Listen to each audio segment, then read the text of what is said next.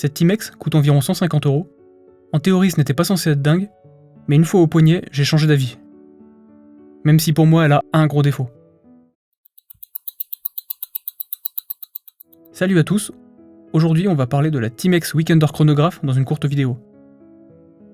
Donc pour faire court, c'est une montre qui a un diamètre assez élevé de 43 mm pour une épaisseur de 12 mm. Elle est animée par un quartz étanche à 100 mètres, d'un entrecorne de 22 mm, et elle est par ailleurs équipée d'un verre minéral.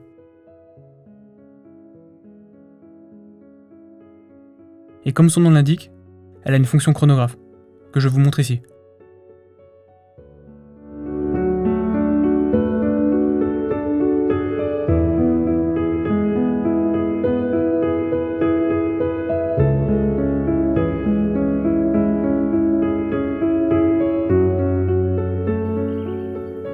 La première surprise, c'est son apparence au poignet.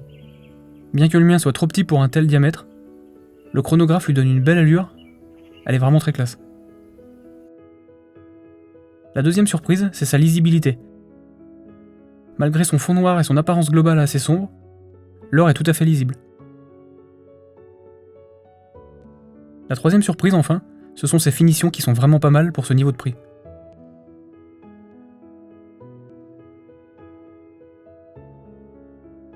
Évidemment, à ce niveau de prix, il y a des compromis à faire, et pour moi, hormis sa taille, son plus gros défaut, c'est bel et bien son verre minéral.